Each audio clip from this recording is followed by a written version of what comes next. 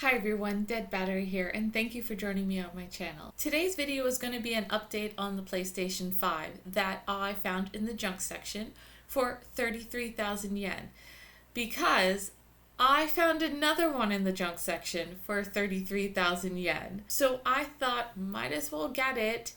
It doesn't have the same problem, and it's all a learning experience for me. Plus, if I can't figure it out, I'm sure somebody else can. So if you remember from the first update, I cleaned it and then it worked. And it worked for a while and then it didn't work. And then I let it sit for a little bit and then it worked.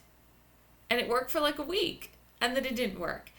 And it's not doing anything. It's just beeping, that's it. No lights, no nothing. But I thought it would be interesting to keep with it to see if maybe there was something I could do. So from the last video, I also bought a CH341 and it looks like this. Now this is the one with all the wires attached to it, and I struggled a lot on my last video because I had a wire in the wrong spot, and when I finally got it in the correct spot, I unfortunately broke one of the legs off. So I accidentally had this wire attached to this first pin, which it wasn't supposed to go there. It was supposed to go to this pin, 15, which you had to lift up. I did lift it. Apparently I was too aggressive, or maybe my wire was too taut because it was a stiffer wire. But after trying to test and getting nowhere, the program wasn't reading it, no fault of the programs, the leg broke off. So I had to order some more. So to be on the safe side, I ordered maybe 3 of these because who knows. So I decided to go ahead and test both of the PlayStations, and let's see if I can get these error codes to finally show for these PlayStation 5s. Here is another CH341 that I bought. I did buy 3 of them just in case I messed up again. This first part is going to be difficult because this is the area where you have to pull up the leg. And as I mentioned, I did break this before, but I was successful in lifting up the leg and soldering a wire into place.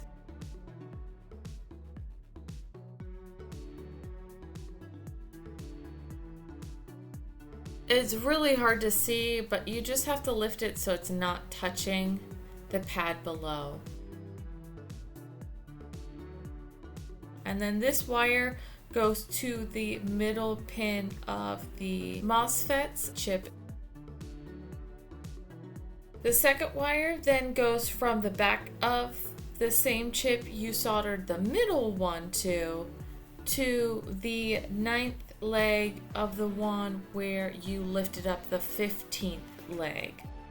I did find a better picture. Unfortunately, it was probably just me, but I misread it.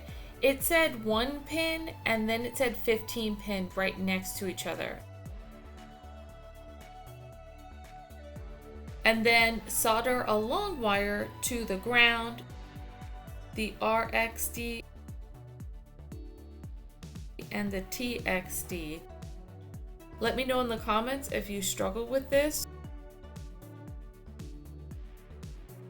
This is the original PS5 that I found in the junk section that would work sometimes and then just shut off and not do anything.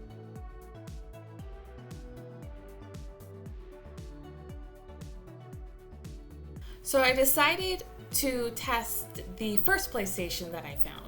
And I plugged it in, and I was all excited, and I hit the test button, and I got this, saying that there was no error, and that everything was good. So I hit the power button, and it turned on. So I went, oh no, and I shut it back off. And I went downstairs, and I plugged it in, and it turned on. So luckily I was able to get my disc out, but it asked for a restart, so I was like, okay, I'll restart it. And then it shut off and it wouldn't turn back on. So I brought it back upstairs and I took it apart and I soldered the wires down and I ran the test and I got this. I got errors that are not found in the list, and it's asking me to report findings. If anybody out there knows what this is, let me know. I am going to try to report the findings in the system, but I don't know if I should, since I'm not an expert on it and I don't really know how to explain it except works sometimes, doesn't work sometimes, beeps once, no lights. So here is the second one. This one turned on, blue light for a second, shut off. So I just need to take it apart so that I can get to the motherboard to solder the wires. However, this is a different version. So that means that the wires I have to solder are in a different spot. It is a little different. They're not right next to each other. They're a little more separate. So once those wires are soldered down, I am able to run the program again. And when I hit the run button, then I got this.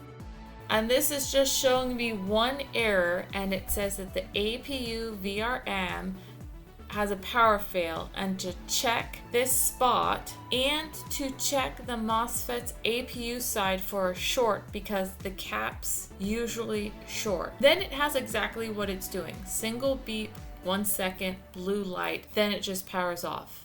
So now that I have those error codes, I can remove my wires from this one and kind of work on it from there. So now I have 2 broken PlayStation 5s. I'm not too worried about it because, like I mentioned, it's all learning. It's nice to know that I am building my understanding of electronics. I'm kind of upset that the original one that I bought that works, but then decides not to work, has error codes that have no findings. I'm a little nervous to add it to the system since my knowledge of what's going on doesn't really help anybody. If I add it to the system, it'll just say, make sound, no lights, doesn't turn on. Sometimes it works for a week, and then sometimes it doesn't work. Let me know in the comments if you think I should put this error code in and maybe a better way to explain it. Also, any knowledge on what I should do, because it is an error code I don't know anything about. And then as far as the second one, now I have an error code with a lot of explanation, except I don't know what it means. So I need to do some more research on what exactly all of that is. I did find a couple pictures of what the chip looks like, and it looks like it's on the bottom half of the board. And I do know what the MOSFET chip looks like, so that I can track that down. So I'm hoping that it is just a short in one of the capacitors, because I know how to swap out ceramic capacitors, but I don't know how to tell what the capacity is of it to replace it. I know that with my Game Gears, I replace the regular capacitors with ceramic ones, but I buy it in a kit and it tells me what the capacitors are. As far as knowledge and seeing them, I don't know what they are. So in the end, I still have 2 broken PlayStation 5s. But hopefully with these error codes and maybe the help of some of my viewers who have dealt with this and know what these error codes are or where I can look for this, we can eventually get at least one of these PlayStations working. I would love to get both of them, but if I don't get them working, it's okay. At least it's knowledge and experience that I am learning.